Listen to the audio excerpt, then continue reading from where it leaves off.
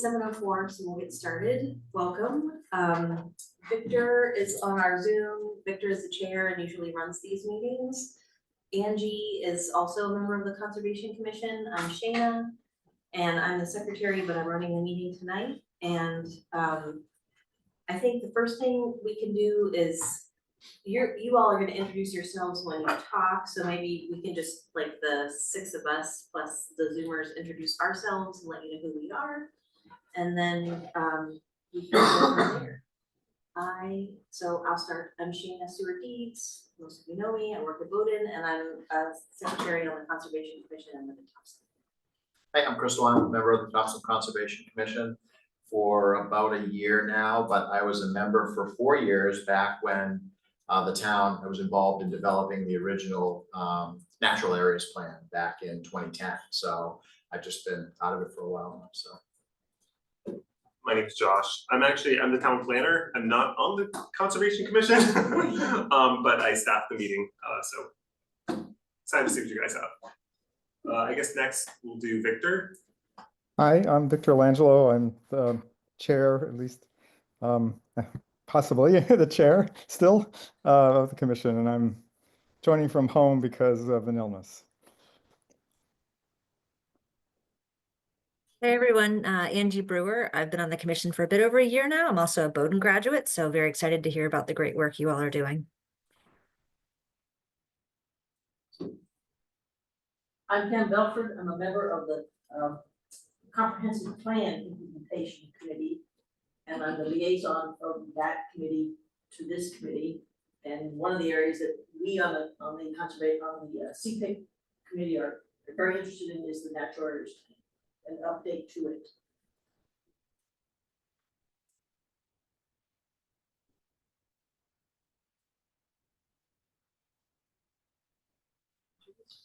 I'm Peggy Large. I live in Topsham, just a community member who's interested in what's going on in this community.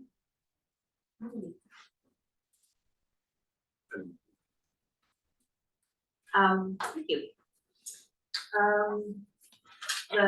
You all are first so that you can take up as much time as you need, and then we just have some quick business after that. So, Eileen, you want to introduce yourself? Sure. I'm Eileen Johnson. I teach at Bowdoin College Environmental Studies program, and I taught a course this semester, Applications of GIS Remote Sensing. I met many of you when I met with you in January, and I'm excited to really turn this over to the students and let them share what they've been working on this semester. And I think we should have, I think, plenty of time for Q&A. So we just want to take it away. Yeah. And we have handouts. Yeah, Do you happen to have any extras? I gave like Yes. yeah. So let me hand them to our two Yes. audience members. And we have handouts for you, Victor and Angie. Mic connected, should I speak into this? Yes. Should it? Yeah. Is it being recorded? So should Yes, we, yes, yes, if you could please speak it. do. Yes. But that's close to that. Being broadcast to all of Maine right now. But you will be on our YouTube channel. Looking forward to it. All right. Well, thank you all for being here in person and on Zoom. As Eileen mentioned, we're a group of Bowdoin students taking a upper level class in GIS and remote sensing, and our task as a group was to work on updating the Topsham Natural Areas Plan, or at least starting out on that process. So I'm sure many of you know, but in case you don't, in 2010, Topsham released a Natural Areas Plan, which had a few goals listed up there. First, to develop an updated natural resource inventory, to identify and prioritize the functional values associated with the natural resource areas, and to create policies to promote and protect these values. So these were the goals of the plan. The plan was produced up there. You can see a number of the different maps that were created as part of these plans, kind of looking at different resources in the town. And so our job was to look at updating this in 2025, since a lot of the data has changed since that happened. So Patrick here is going to walk everyone through what different updates we have made in this class. And your name? You didn't introduce yourself. Oh, I'm Mitchell, sorry. That was Mitchell. Hello, I'm Patrick, I'm a junior at Bowdoin College. And so I just want to preface this by saying this is a class project, this is a draft. We're not coming to you and saying, oh, this is a new plan, these are just things for you to consider.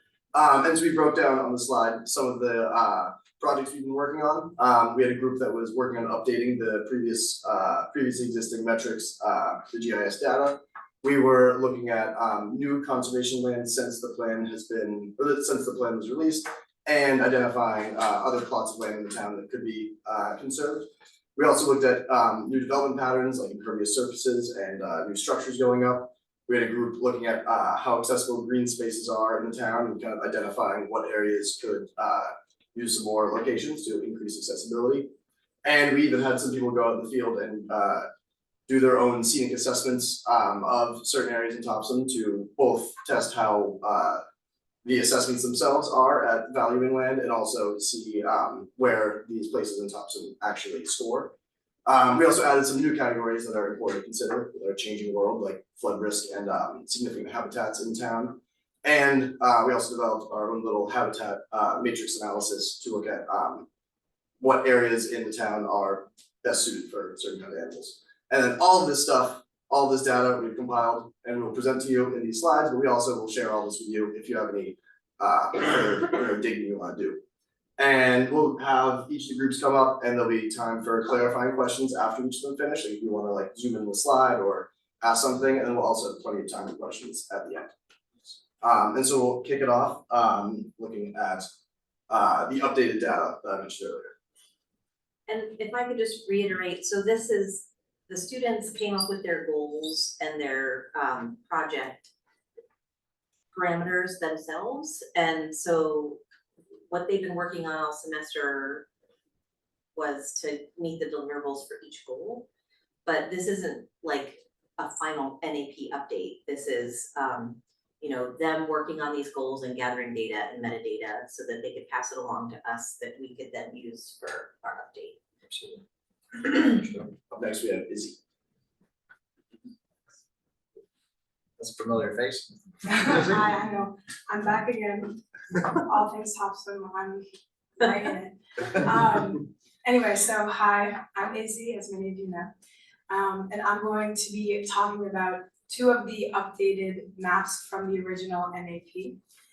The first on the left we have is an updated habitat inventory map, which essentially identifies areas where there are, you know, ecologically significant plants, animals, areas of interest. And essentially these are to guide land use, planning, and conservation efforts. So on the left, we have, just I'll run through it quickly. Importantly, there's ecological focus areas which have received federal status as ecologically significant. And this designation can help promote future funding opportunities for conservation. There are also respectively rare animal and rare plant locations, which are based off of known and recently identified areas. I've also mapped conserved lands and large, continuous, undeveloped lots, which have very little infrastructure or roads to, you know, look out for future conservation efforts. As well as waterfowl and wading bird habitats along the Androscoggin River. And then lastly, I've also mapped cultivated crops and pasture and hay areas to kind of represent where there are open fields. Important to note, in the original natural areas plan, it was indicated that there are known deer wintering areas in Topsham, but alas, the data did not reflect that at the time. It still does not reflect that. And unfortunately, trying to find that data and add it into this map is a little beyond our scope, but could be pursued with collaboration with the state and beginning with Habitats program, and also potentially offers some participatory and community engagement efforts, and maybe looking to outdoorsmen and seasoned hunters and naturalists in Topsham who might be more familiar with the area than, say, the state. On the right, we have a updated wetlands map, which I have done as its own map because wetlands serve many functions of course, they're very ecologically significant and magnificent for conservation efforts, but they also help with flood management, water filtration. Really, they're top tier ecosystem in Maine, in the world, if I may be so personal.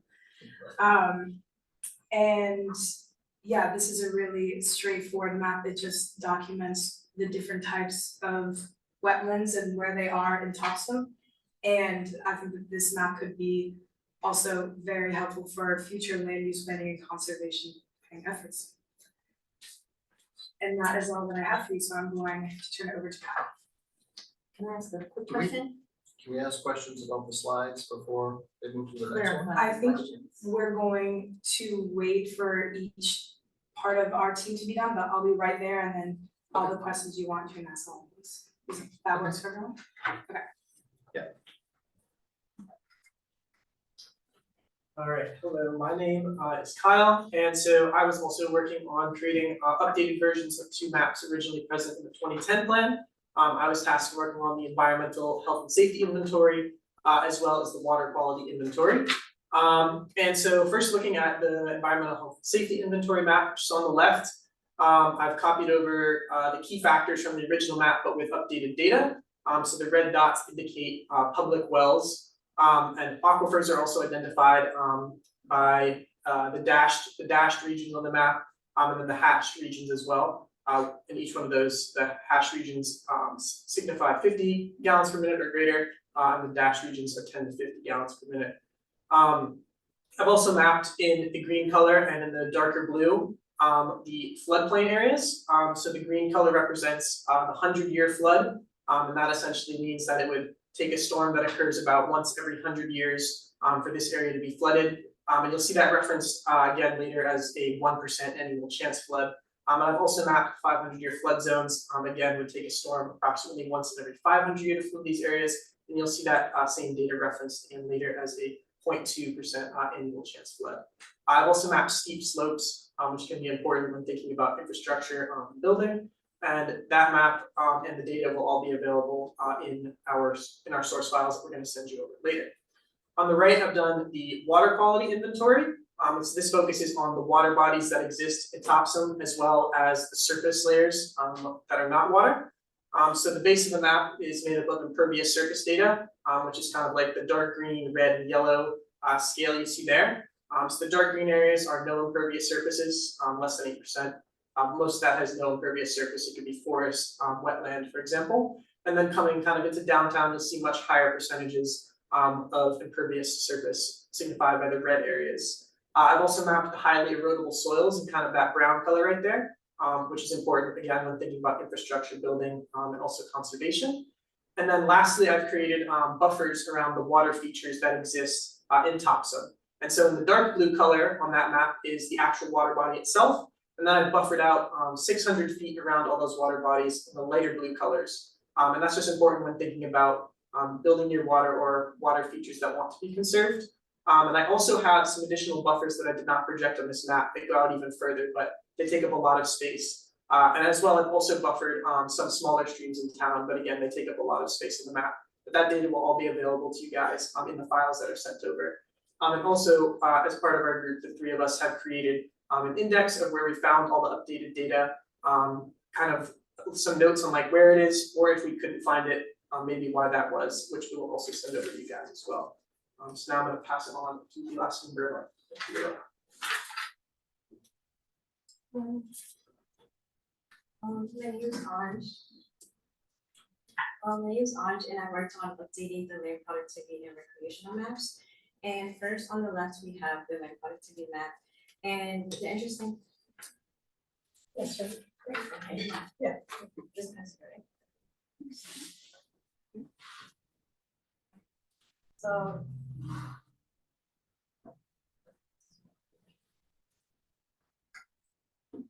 Should be.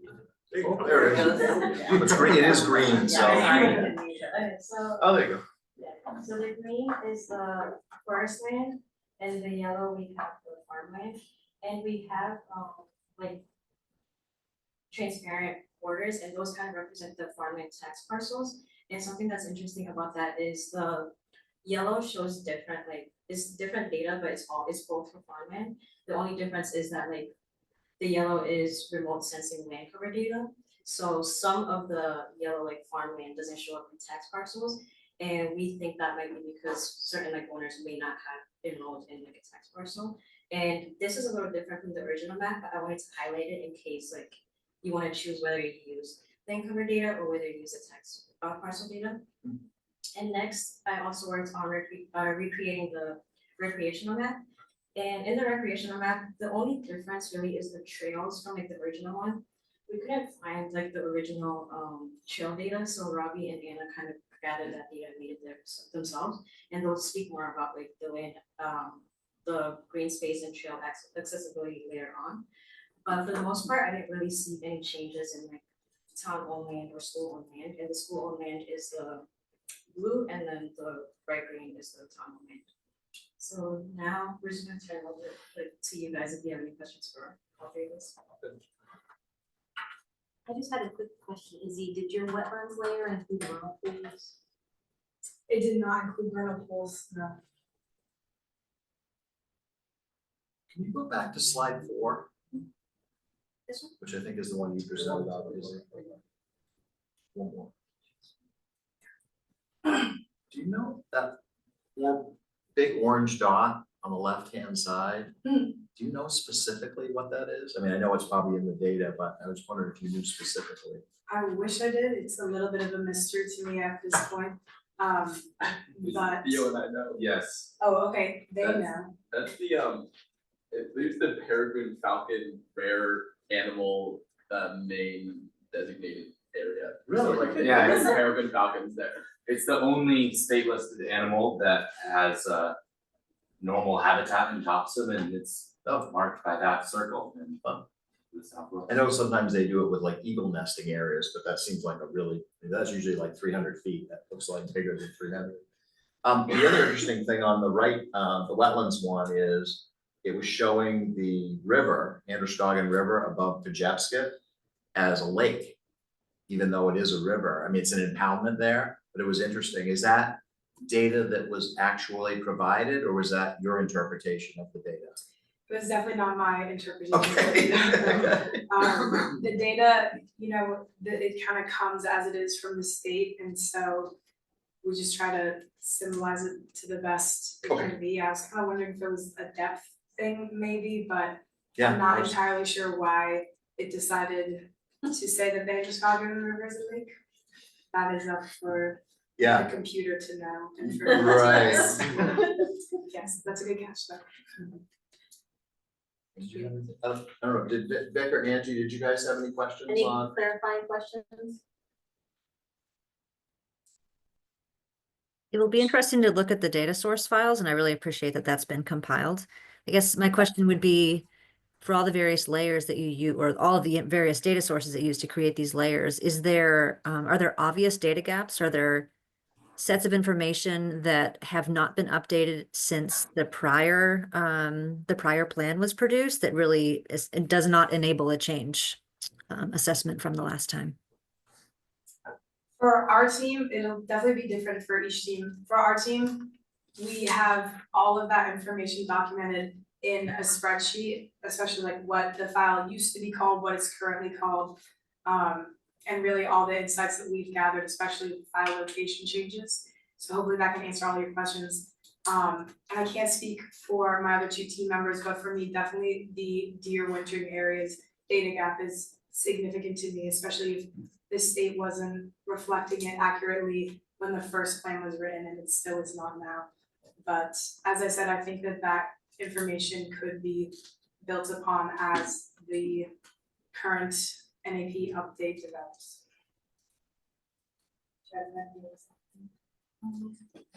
Yeah, so just like I previously said, that like in the original recreation map, the trail data is kind of like their lines, but like we were unable to find like the trail data in general, like including the one that was used in 2010. So Robbie and Anna were able to like go make that like their trail data themselves. but I think there was a data gap in terms of like comparing it, because most of these maps, like since we're recreating them, we were like using comparisons between like the old and the new to see like what has changed, but like unfortunately with the trail data, it was kind of hard to find that, which is why like it's like projected on a map as points. Yeah, for my work, all the data was readily available, and most of it was run by the state, so it had been updated pretty much all since 2020, so it should definitely be an updated picture of what's going on. Thank you. Thank you. That really helps to know where we could focus on sort of refining what you've done, if that's possible. So appreciate it. Okay, so next we're gonna have James come up and talk to us about the changes in conservation. Yeah, so, yeah, so Patrick and I worked on updating the the data on the land that's been conserved, and then also on the potential. Hi, I can start again. Yeah, so Patrick and I worked on updating the data for the land that's conserved, and then also working on updating the data for the opportunities to conserve land. We use the same criteria for like potential to conserve land that you guys have used all the time, just to keep it pretty streamlined. So, and this first slide.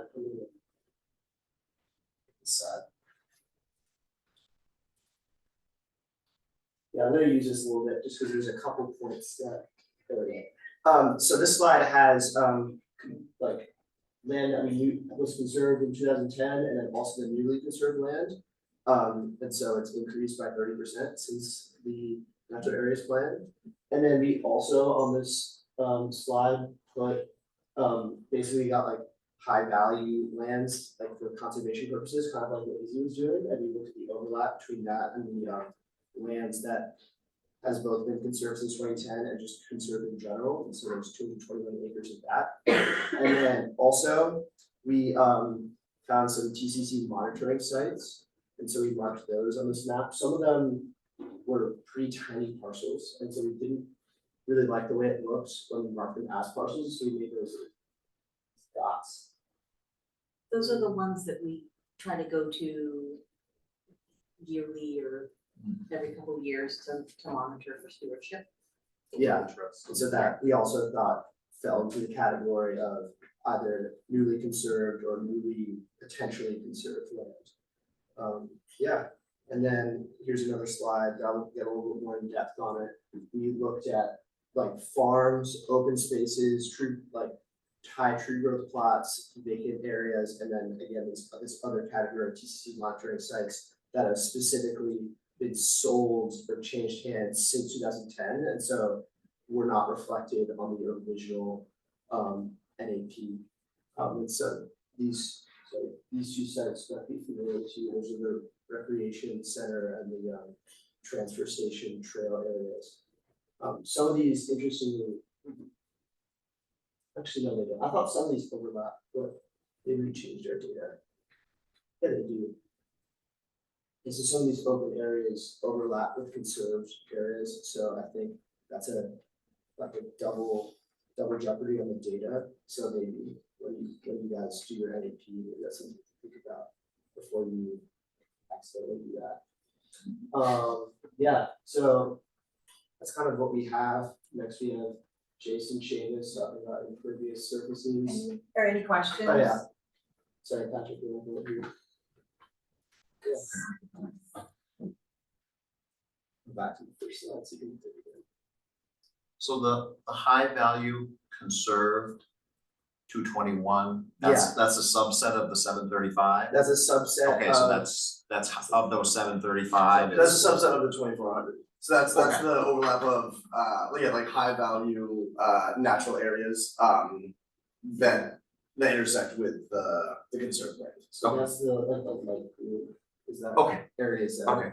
However, that's not to say that the other 2200 are useless. There's still very good land in there. Just highlighting that a good portion of it is the cream of the crop. The ones that were indicated in the original Correct, various yeah. plan as high value. Mm-hmm.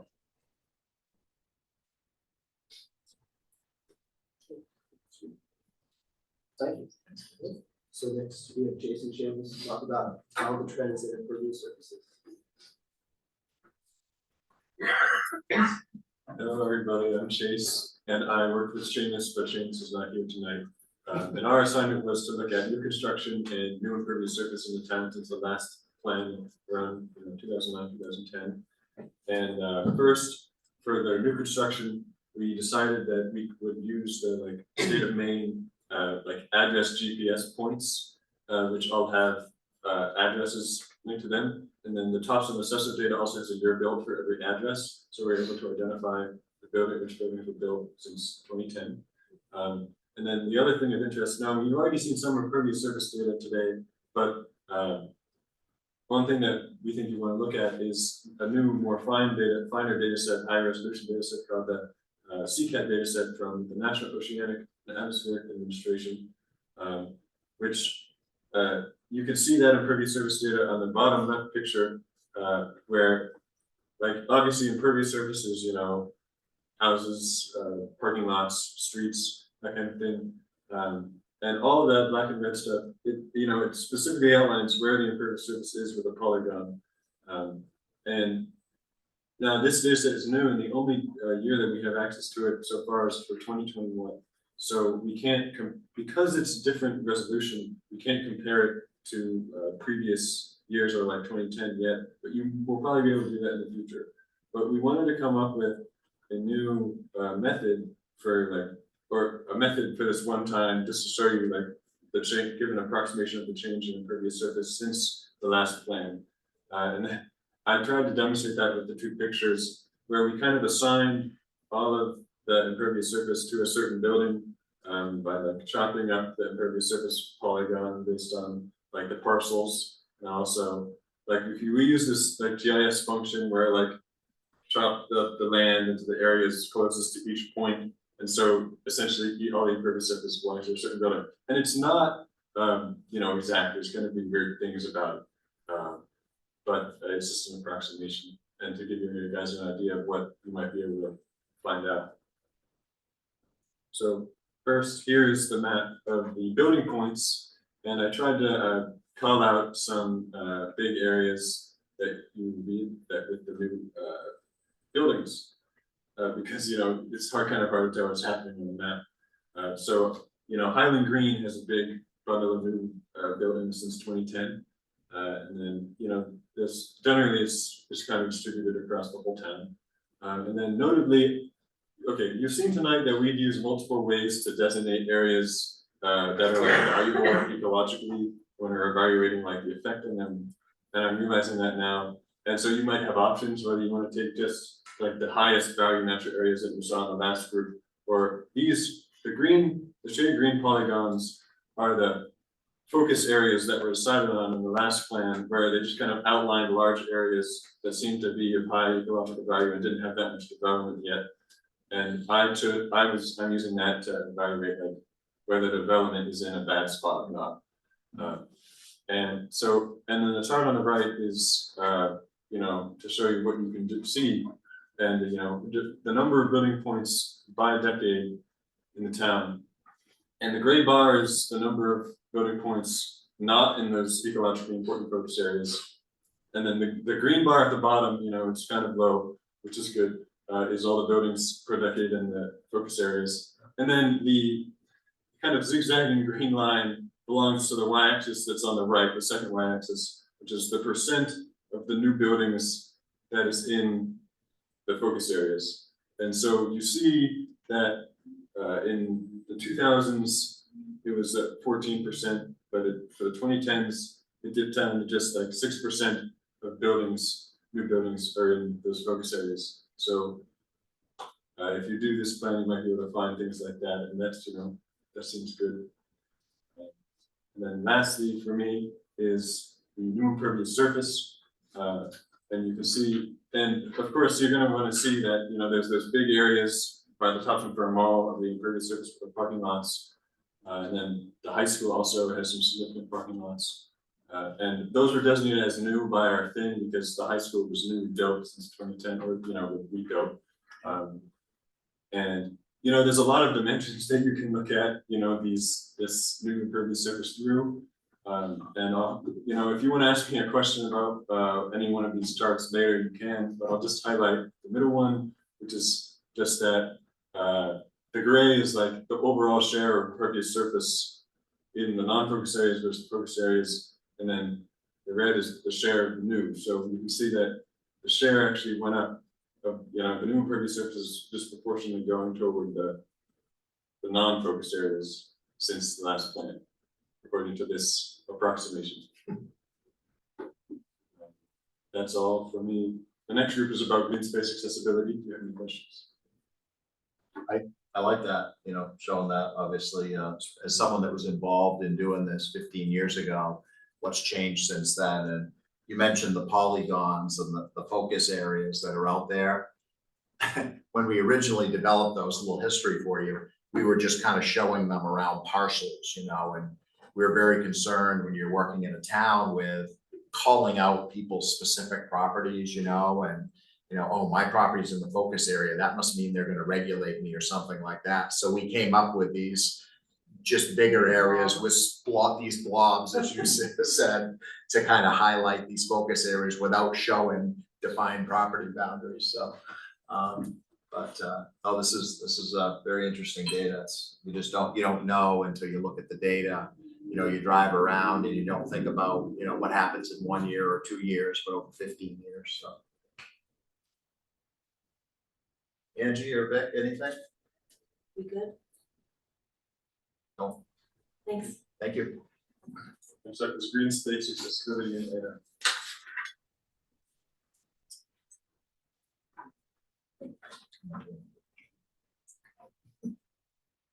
Hi guys, I'm Anna. So we're gonna talk about me and Robbie, who will close this off, talked about like that green space accessibility. So basically we ranked kind of like a priority, or not priority, preference value to some generally about green space. So each like hiking trail or park, we would say if it had parking and it was solely for people, we would make it as a 4, and then something as a 1 would be like an ATV trail that you could walk on, but you would park on the side of the road and then walk on it, probably move over to let an ATV through. So that's kind of our priority thinking. And then all these orange points aren't necessarily like the center of the green space, they're the access point to the green space. So it'll be like where a trail intersects with the road, or where you would enter like a soccer field or a playground. We also have schools on there, and all the fields and schools are also valued at 4. Presuming that you can park at them, which most of them you can. So then all the lumpy like green polygons, those are areas within a 10-minute walk radius of all the access points. So that's following like roads and paths, so that's why it's all lumpy. It's not necessarily a fixed radius. And then the gradient on the green is just showing that like obviously the dark areas are areas that are more, I guess, valued by their accessibility by parking, and then also by its like designation as a walking place rather than like a ATV or mixed use trail. That's basically it for us. If you have any questions.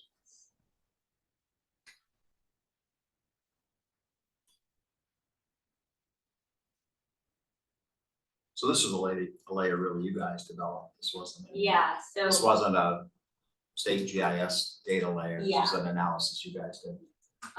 there was like the Brunswick Topsham Land Trust, and then you guys had a page on your website about trails in Topsham, but they weren't necessarily complete. So we went on Google Earth satellite, and we were like going down we would look at all the parks and all like the trailheads, and then we would go on Street View to make sure that they're actually where they are and that they're still there. And most of those street views were within like, most were within like the past 2 years, but I'd say all of them were within like 10 years. So.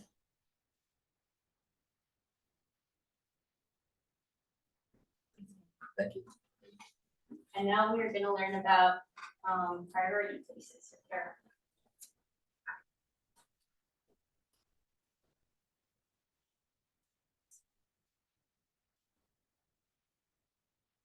Yeah, I'm Caroline. I worked with Asher and Jacob, who couldn't be here. One of the things we heard the Conservation Commission was potentially interested in was a scenic assessment for the 2010 plan. And so we used the methodology from the Maine Scenic Assessment Handbook and did a couple of examples just to see what that might look like. So we picked the head of Tide Park, the Topsham Fairground, and the Interscotian Swinging Bridge as three sort of different examples to do that for. This is what the charts from that handbook look like. I apologize, they're a little hard to read on this slide and they are very wordy. But there's two sort of parts to this. One is the table on the left is the scenic viewpoint, and then on the left is scenic inventory evaluation form. And many of the things in the scenic viewpoint table are objective. You see numbers on, you know, the viewer elevation or the viewing distance. And there are some indicators, particularly in the scenic inventory evaluation, that are a little more subjective, like composition and effect. There's some wording in the handbook about the mystery of the site that's a little bit more subjective. So we did our best on those fronts. But that's not to say this is totally objective or anything. So this is how Head of Tide Park scores. It scores overall a 20 on the scenic viewpoint, which for my quick arithmetic is out of like around 50, but correct that. And then on the scenic inventory evaluation, 56. And the primary places where it's being scored lower are because of the like open space. There's sort of a road nearby, which in the handbook makes it score a little lower, and the view that you're looking at doesn't go on for miles, and that's something that's, you know, prioritized in the inventory. This is the one for the swinging bridge, so it ends up scoring a little bit higher on both of these indexes, a 26 on the scenic viewpoint and a 62 on the scenic inventory evaluation, and sort of similar things that are making it score lower in terms of the lack of open space and not necessarily high elevation. And then the third place we chose the fairgrounds as an example of somewhere that's sort of not designed to do well on a scenic assessment, but is obviously of cultural and recreational significance. So it scores pretty low on this index, given that it's not, you know, necessarily a scenic location. So we chose these three as examples to see where this is maybe applicable on Topsham, and also to see where maybe it doesn't make a ton of sense, and it could also be an option to come up with own categories for evaluation and not necessarily use these ones from the state handbook, which really do prioritize open ocean and high elevation views that, you know, is not necessarily particularly relevant to Topsham's. And then Asher's going to talk about the second thing that we did, and then happy to take questions. Hi, nice to meet you. My name is Asher. We also worked on updating Topsham's priority places map. These are places that are kind of culturally relevant to the town of Topsham, and on this map you can see that all of the tiny green points out of the 50, they still exist. The red does not exist. St. Andrew's Church, McManus Farm, the middle apartments kind of by Head of Tide Park, the Topsham Annex, the public library, which I know moved, and then Michelle's Market. And then we weren't sure about Merrill Farm and White Oak, because the White Oak looked like an actual tree versus a place. We weren't sure because, I don't know. It does still exist. Oh, okay. Yeah, it's an actual tree. It is a tree. Oh, okay, that's beautiful. Yeah, it's a huge tree. It's just, you know, what we did was we had inventoried people about what they thought were special places. And well, you got things that aren't necessarily scenic, like Michelle's Market, you know, but they're important culturally or were at that time. That's really great, yeah, we kind of as a group did our research online as best we could using Street View, talking to a couple of residents and then driving by some of them to see if they were active and. Yeah, go check it out. Yeah. Thank you very much. Do you have any clarifying questions for Caroline? You said that the scenic view was about out of 50, That was just from my quick arithmetic on the and table. then the yellow scenic inventory, what was the max you could get? Was it different for each line, or did each line have its own max? Each line has its own maximum and don't have that on here, and I don't quite remember off the top of my head, but we can definitely put that in the final thing that's sent to you, and also link the scenic assessment handbook is a lengthy document. Yes. There's a lot of info in there. I could be wrong, but I feel like the table on the right, that wasn't scenic viewpoint, it might have been around like 90. Like just below 100, they had some kind of arbitrary point values of like 3, 6, and 9, but then you had some that were like 2 to 5, and so I don't know. Just designed it. So within the handbook, does it, I mean, you picked three examples in Topsham. But you know, kind of where do you start? You guys picked 3 good ones. I mean, I remember talking about a couple different ones in 2010. Does that book talk about, you know, how do you define something that would score well? You know, I mean, you mentioned the ocean views and stuff like that. Obviously, a view of a mountain or something like that would score high probably. So it does talk about that sort of stuff in there. And where do you start? You know, what do you rule out and what do you rule in?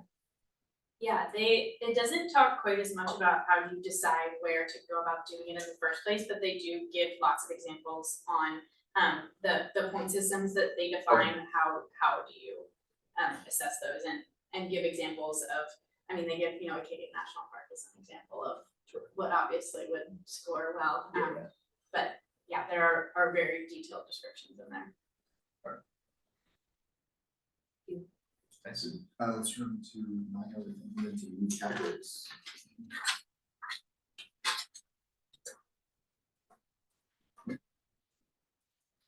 Hi everyone, my name is Maya and I was working with my partner Liam over here on integrating new categories into the NAP.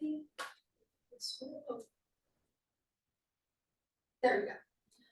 All right, so this first map is looking at habitats of significance in Topsham. So in blue are the wetland areas, in green are the plant areas, and in brown are the salt marsh migration areas. And all of those layers were from the Topsham vulnerability assessment, which is originally from the Maine Geological Survey data. And something that I did want to point out is you can see that the salt marsh migration areas kind of are including the Androscoggin River, which was a little bit confusing to us, but that was obviously the data that we were given. So maybe that's something that you might want to adjust in the future. And then the 2 hatched layers, the red and the purple, are from a collaboration between the Native Plant Trust and the Nature Conservancy, which provides a scientific framework for conservation action and land protection to sustain plant diversity in New England.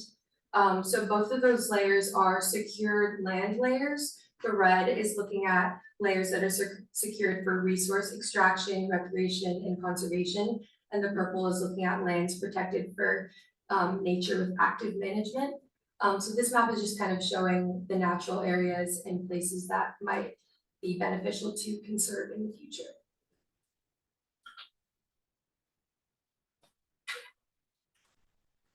Hello, my name's Liam. So for my project here, I worked on putting resilience data that Shayna gave for us to me onto a map, specifically focusing on flood risk, 100 to 500 year flood risk.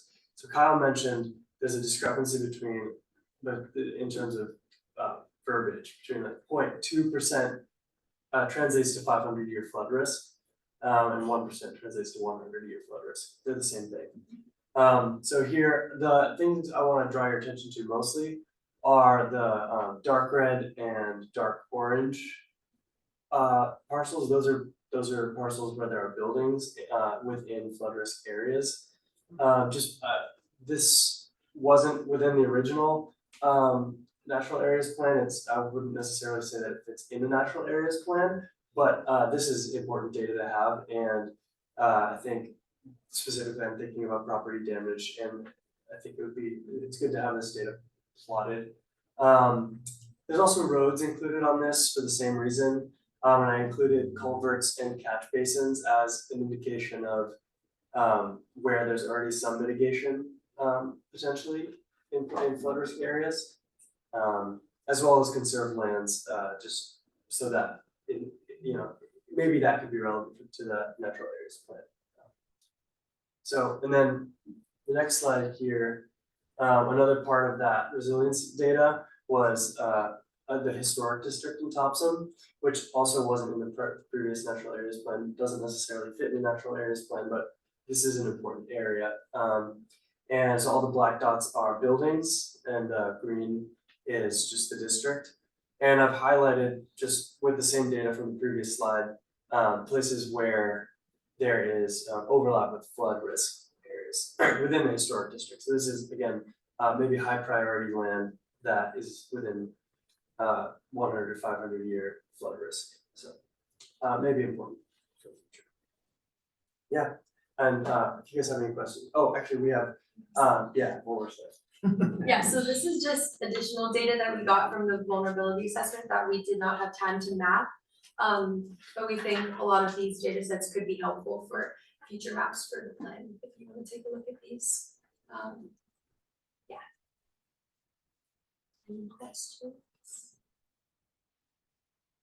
It's interesting you brought up the whole climate change part of it, because 15 years ago it wasn't, we mapped out flooded areas that were 100-year floodplain, maybe even 500, but there wasn't really any discussion about climate impact or climate change at that time. Even when I look back on the work that I do as an engineer and reports I did that long ago, we weren't talking about any of that sort of stuff.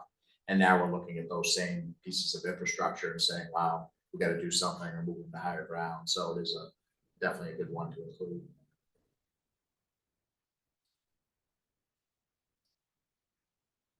Awesome.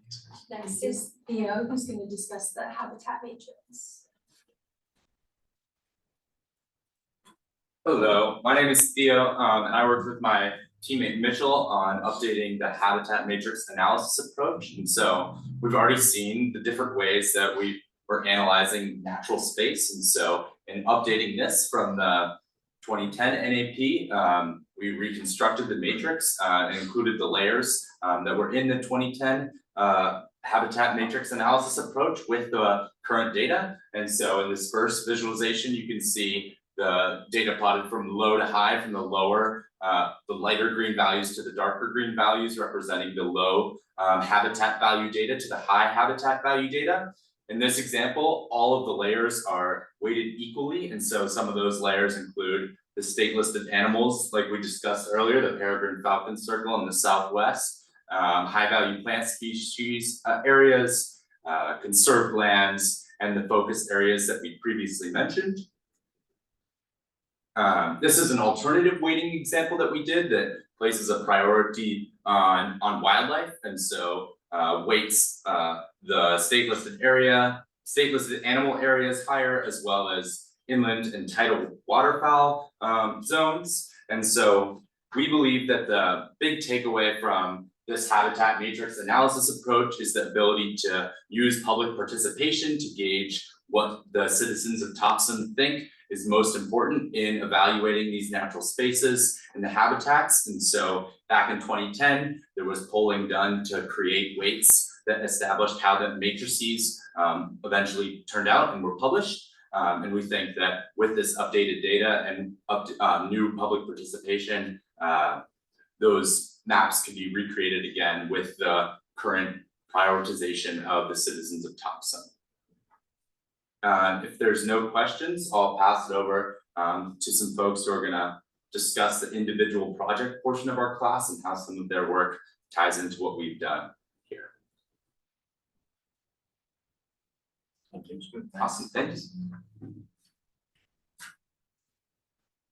Hello again, I'm Liam again. So yeah, another part of this class has been, in addition to the collaborative project, we're doing independent study projects, each of us individually. And so this is just a section to highlight a couple that pertain specifically to Topsham or to the Topsham Gorham area. So mine is one of those projects, and I'm currently focusing on, still working on this, carbon sequestration in Topsham, blue carbon and blue carbon meaning wetlands, carbon sequestered in wetlands and forests. And my goal with that is I want to see, understand how much carbon is being sequestered in Topsham, who owns the land where that carbon is being sequestered, and then if there's any ways, I don't know if you're familiar with the voluntary market, carbon market, but if there's any ways to utilize that to benefit the town or individuals, I just kind of am interested in how that could be implemented in Topsham. So, and I'm happy to share what I come up with once I finish that project. And then I'll turn it over to Chase, who is working in Gorham. I was a Bowdoin intern at the Town of Gorham last summer, which is why I'm doing this project. And I'm currently working on a build-out analysis for the Town of Gorham. And a build-out analysis is where you look at where the zoning allows houses and things to be built, and how much of it can be built in each place, and block out all the areas that don't allow development, or you don't, or maybe you don't think a certain kind of place is going to get developed. And I'm currently working on that for Gorham, but I also quickly put together a map for Topsham, just purely as an example, and it's on this slide. And like, huge disclaimer, it's very unofficial. There's a lot of things you need to tweak, a lot of decisions you need to make about, what you want to include and stuff, and I made those, very quickly. And I really took advantage of all the data sets that we had been working on throughout the semester to put this together. So yeah, it's just an example for you guys to see if this kind of analysis is something you would want to have someone do for you in a full kind of way. But in the red on the map is the existing buildings, and then in the yellow is all of the many places that buildings could be put in the town of Topsham. And the number would more than double, and half of the buildings would be outside of those like blob focus areas that we were talking about before, and half of them would be in there. So it can provide you some ideas on how you might want to, I don't know, think about zoning in other ways. And I don't want, obviously there's a lot of questions you might have about what happened in this particular one, but we shouldn't focus on too much, since the focus is really on the rest of the data. This is just purely illustrative. Thank you. Next we have the conclusion.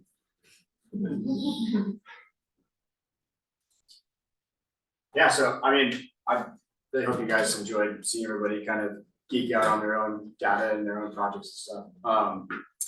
Again, I think with some of our key takeaways is really that it's been 15 years since this natural areas plan has been done.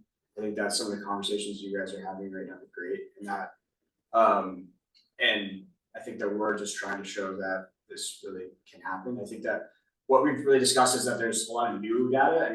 Namely the assessor data. We've also discussed with the Nature Conservancy, and they've produced a lot of new data sets as well over the last 15 years. And of course, there's also been a lot of changes in conservation and development since 2010. For example, head at the tide, of course, has been kind of the new crown jewel of the town, and that's not really referenced at all in the former areas, but of course, and I think that all the changes in these data sets are really going to change. It's really going to reflect a change in the kind of habitat matrix that we produce that culminates all of the work at the end.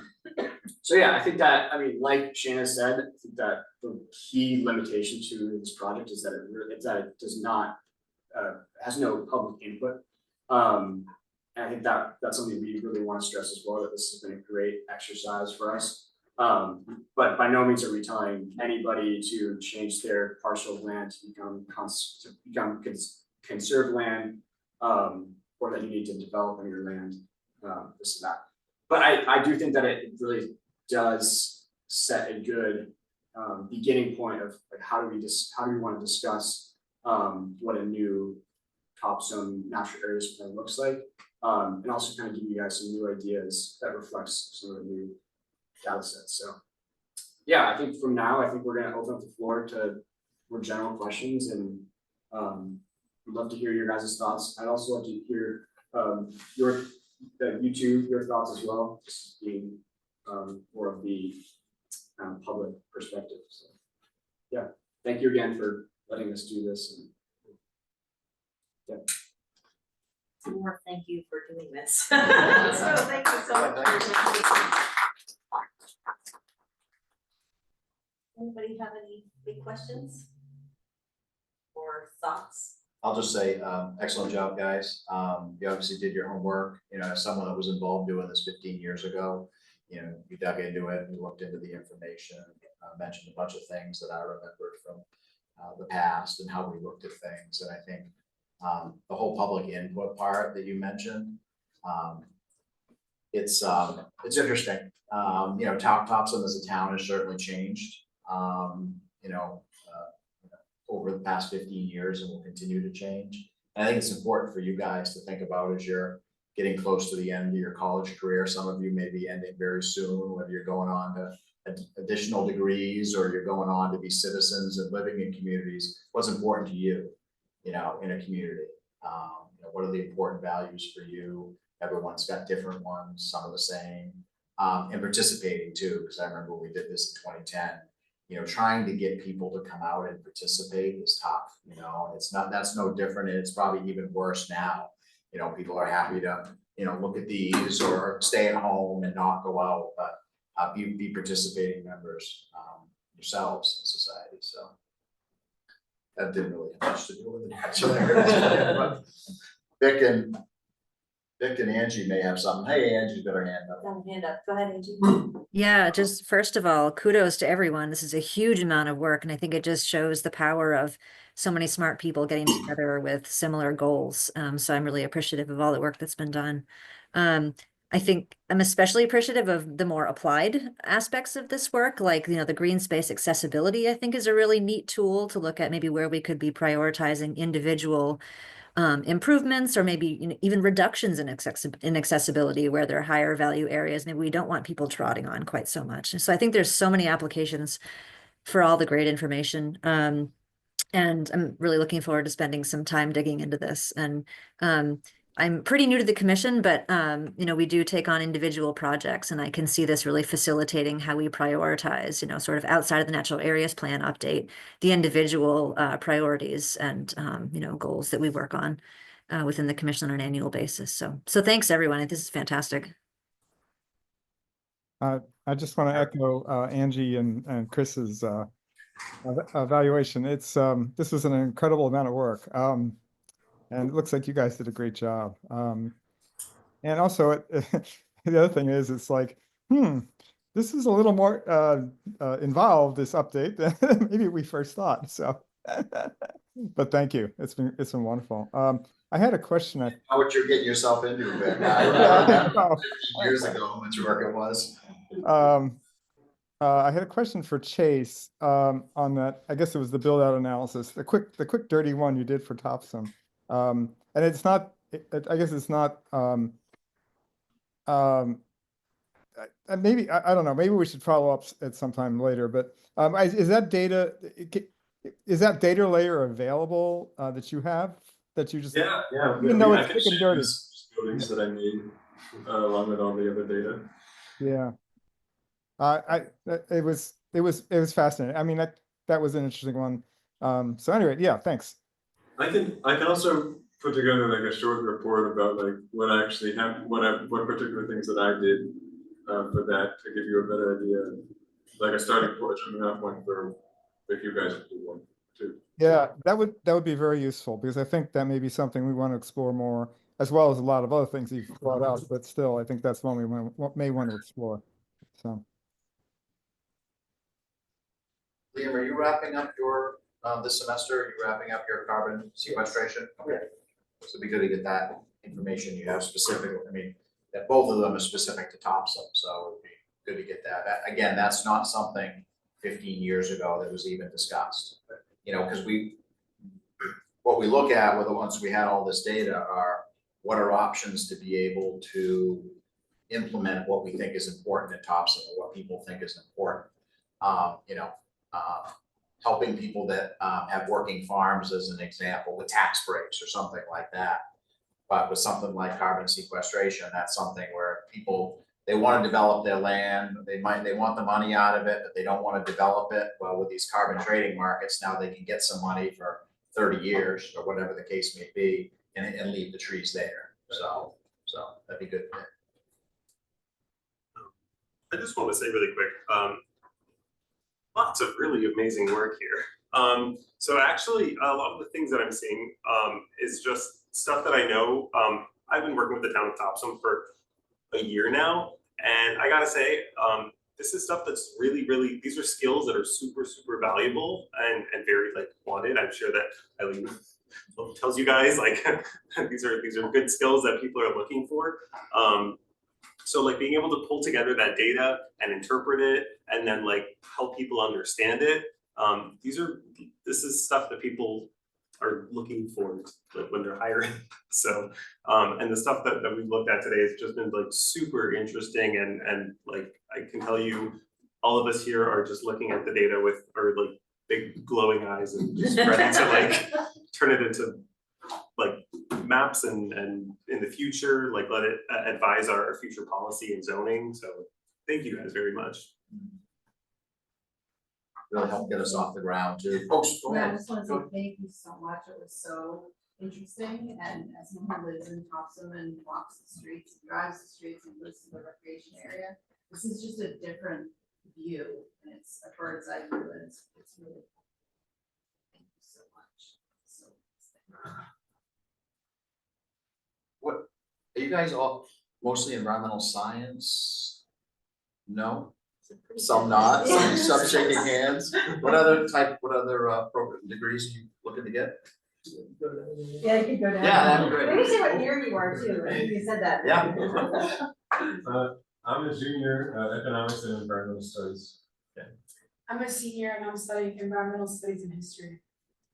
I'm a senior, I'm studying political science and German. Not environmental science. I'm also a senior and I'm also studying political science, digital computational studies, and African studies. I'm a senior, I'm studying biology and Arabic.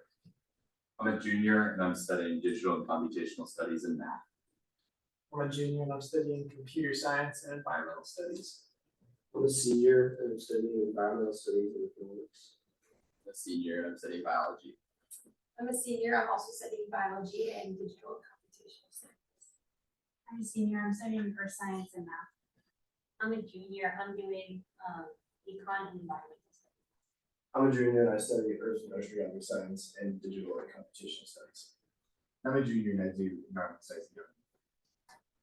What a variety. Yeah. Bird, variety, yeah.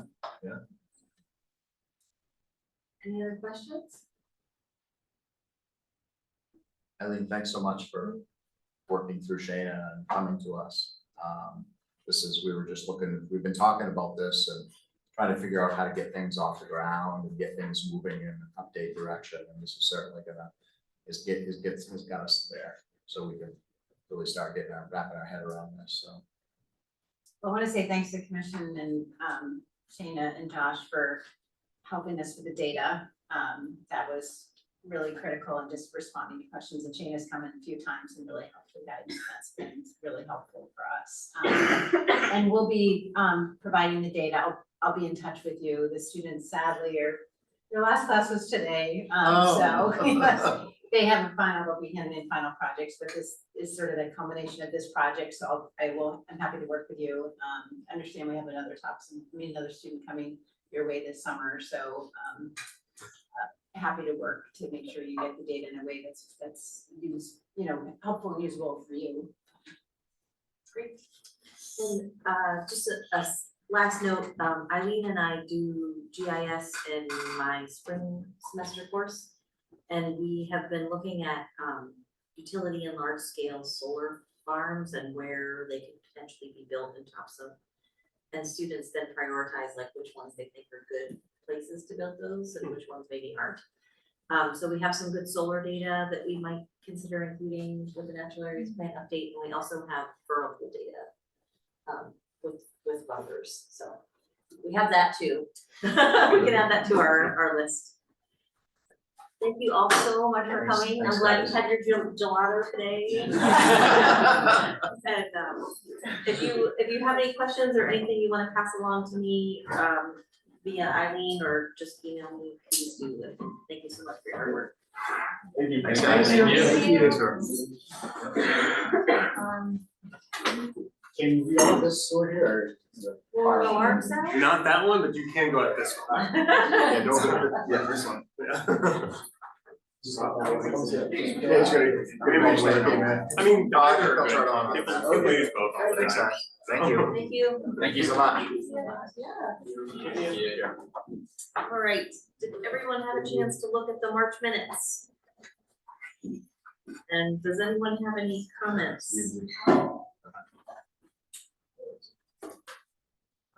I actually honestly didn't. Can you pull them up on the? They're Pull them up on the right screen? here. They're right there. I could, Josh is working on Oh, pulling that- them up. Oh, that was the, yeah, to you. Yes, this is the Oh, one that's right, where we because talked we- about we fish didn't need it. passage and the dam for relicensing.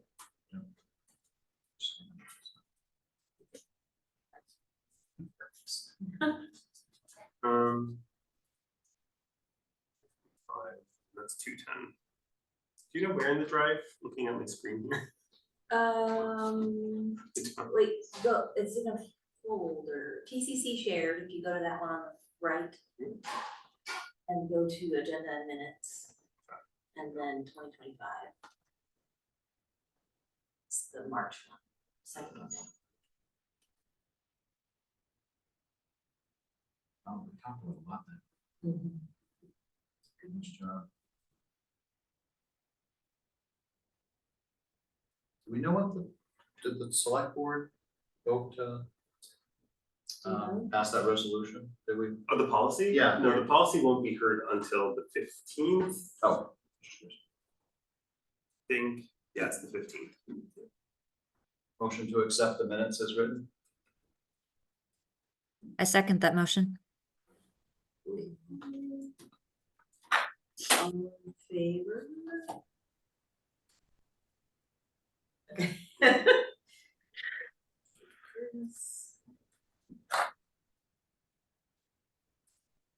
Cool. It's hard to take notes and talk at the same time. Okay. You're doing great. Victor, do you want to talk a little bit about the select board policy and Sure. your response? So that everybody got that email, right? Yeah, okay. Sure, I mean, my concern is that, well, I don't know how,